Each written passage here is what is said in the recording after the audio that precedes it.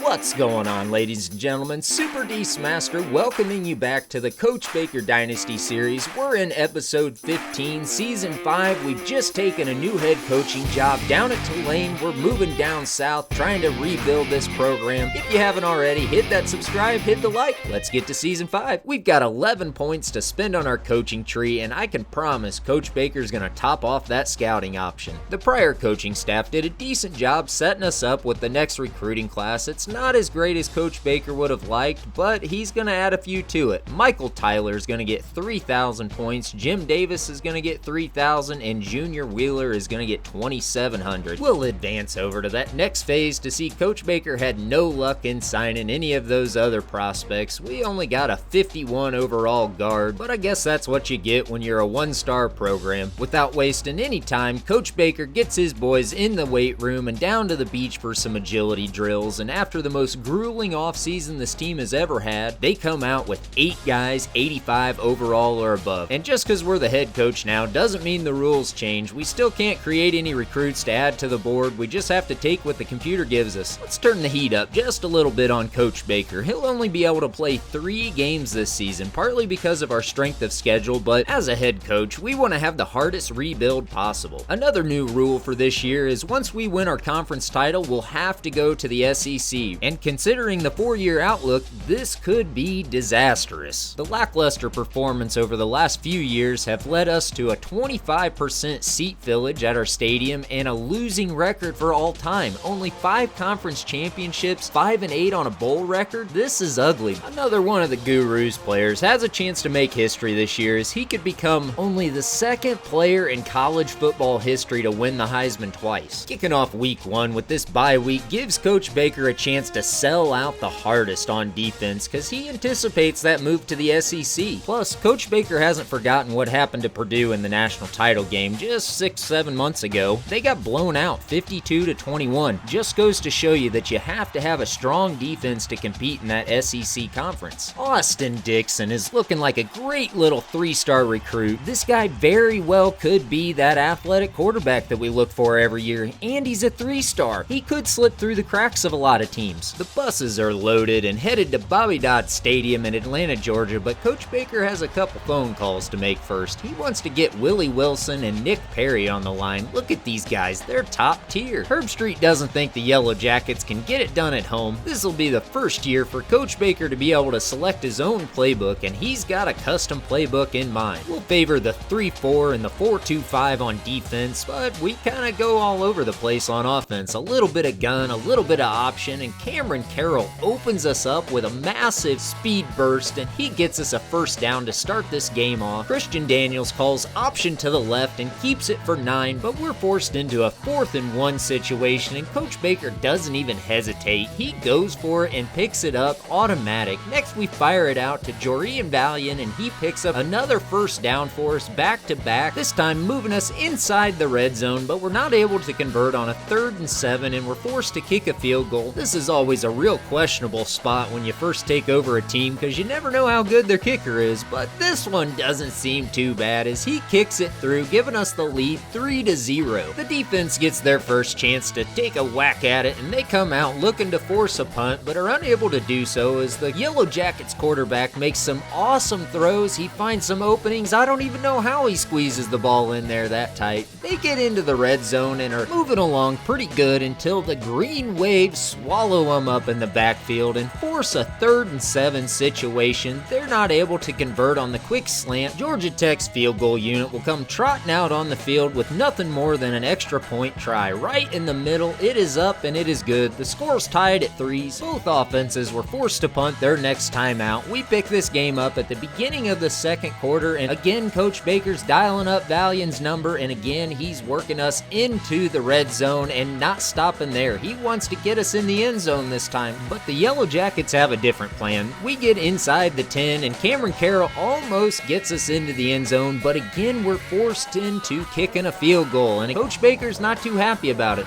Although we have the lead for a short time, our defense does give up a touchdown, making the score 10-6. With only about a minute 30 to go in this first half, we've got a chance to take the lead before heading into the locker room, but the Georgia Tech Yellow Jackets look to have a different idea as their middle linebacker Jackson makes an interception, and ruins all of our hopes and dreams. Georgia Tech opens the second half with a field goal, making this a 7-point deficit for us, and Coach Baker has to find a way to re-energize his guys and get some confidence back in them. We just came off an interception on our last offensive drive, so what better way to do that than let the hog mollies up front just ground and pound that defensive line down. We don't even throw the ball until we get into the red zone. Christian Daniels drops back and fires a laser to Rod Parker for a 6-yard touchdown. We've got the opportunity to tie or to take the lead, and you know Coach Baker doesn't believe in ties. He's going for the lead, baby. We're stuffed in the backfield though. Unable to convert just signifies what a defensive struggle this game has been. The offense gets the ball back and has a chance to finally take the lead in this game, but again the Yellow Jackets hold us to a field goal, and this one from 45 plus yards out. Bratton's leg strength was really tested on that one, ladies and gentlemen. The third quarter comes to a close, and we've only been able to work up a 2-point lead on the Yellow Jackets, but that is about to change in a heartbeat. You know any Coach Baker coach team comes to play in the fourth quarter, and look at Christian Daniels show up as he rips a long one down the field and gets us into the red zone. The guys are determined this time in the red zone. They're not going to settle for a field goal, and Cameron Carroll works us in from 1 yard out. He clips in the 100-yard mark for the game. We've only got about 3 minutes to go in this fourth quarter, and our defense gets them into a 3rd and 10 situation, even gets them into a 4th and 2 situation, but the 3-man rush just can't get there as White scrambles out of the pocket just a little bit to buy himself some time and fires it to Jackson, converting on a 17-yard pickup. The goal for the defense heading out for this drive was to obviously not give up any points, but even if we do, we've still got a 9-point lead. They'd have to kick the field goal, convert the onside kick, and the whole 9 yards. Georgia Tech is knocking on that goal line. Our defense wants to keep him out, but White gets out of the pocket just a little bit and finds Dan Gary standing wide open in the back of the end zone. They try to kick the onside kick, but are unsuccessful as we fielded about the 35-yard line. Once Georgia Tech gets done burning their timeouts, all that's left is just to let that fat lady sing. Cameron Carroll gets us inside the 10-yard line. We're going to kick a meaningless field goal as the clock ticks away, making the score 25-20. Bratton goes 4 for 4 with the longest of 46 and earns Player of the Game honors. When's the last time you saw a kicker earn Player of the Game? Jumping over to week 4, since week 3 is a bye week, we're off to SMU to take on the Mustangs. The recruiting board sees Coach Baker add another monster to the ranks. Mac Wright, 6'1", almost 230 pounds, out of Montclair, New Jersey. This kid is an absolute stud. He also wants to get Casey Jordan and Andy Anderson scheduled for a visit. We'll get them scheduled for week 6. Now would be a great time to take a little break, hit that subscribe button, hit the like button, drop a comment, let me know what you think. We come out on offense with the ball, and Julius Perry is an absolute bulldozer as he takes out 2 guys at once, keeping those chains moving and the momentum in our favor. Quarterback Christian Daniels had a couple costly mistakes last week that almost ended up costing us our first loss of the season, so Coach Baker wanted to start out running the ball real heavy and just grinding this defensive line down. A lot of times when the quarterback knows he gets some help from his backfield, it takes a lot of the pressure off of him. Doesn't feel like he is the offensive production. Christian Daniels punches it in from a couple yards out, giving us the lead 7-0. We come out on defense looking to make a quick stop, but take a bow to the chin and just get absolutely annihilated. The 3-man rush can't seem to get to the quarterback, and he has time to pick apart this zone. Coach Baker makes a suggestion to switch it up to man and go to a 4-man rush, and look what happens. We get a sack on a 3rd and 10, forcing a punt, sending our offense out there to make this a 2-score game. With the 1 touchdown lead, the offense is looking to throw the ball a little bit more on this drive, and boy does it pay off big. Daniels fires a laser out to Valiant, and he does the rest, breaking a tackle and using his speed to get 46 yards down the field and into the end zone, giving us a score of 14-0. With only 3 minutes gone in the first quarter, if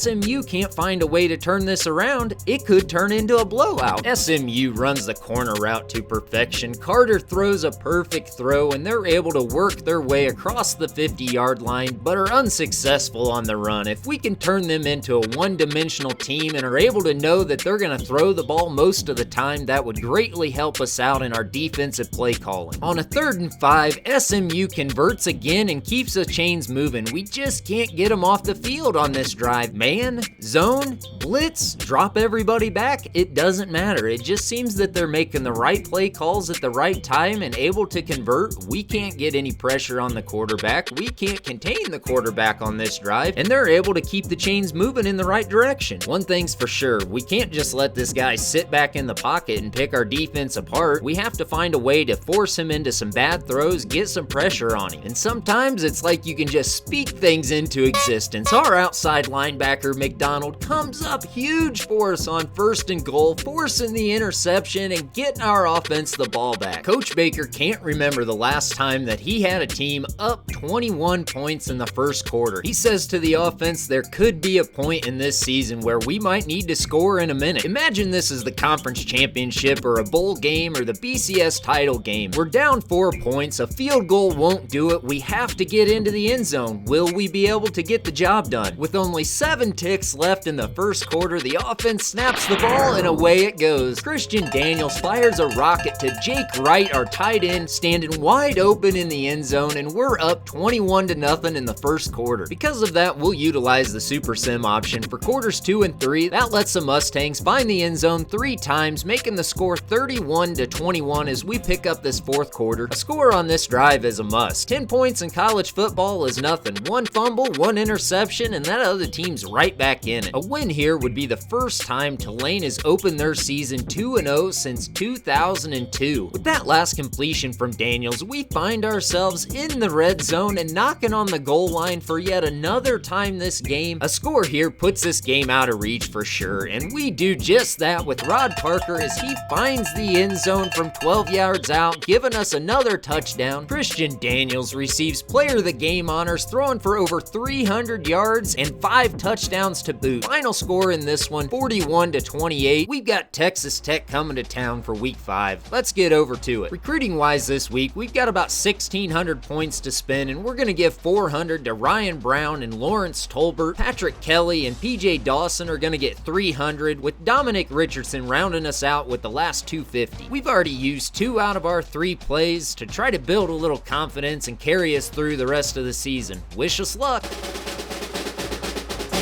35-17. Coach Baker keeps the winning ways alive, moving to 3-0. Biggest week yet for us in terms of recruiting is this week. We've got all kinds of visits scheduled, and Coach Baker's only adding to it. Jared Cantrell is another one of the nation's best. Nate Wilson gets scheduled for a visit this week. The University of Houston will make the trip down to Tulane, and they're hoping to get back to 500, but maybe I'm telling you, we want to move to 4-0 even more.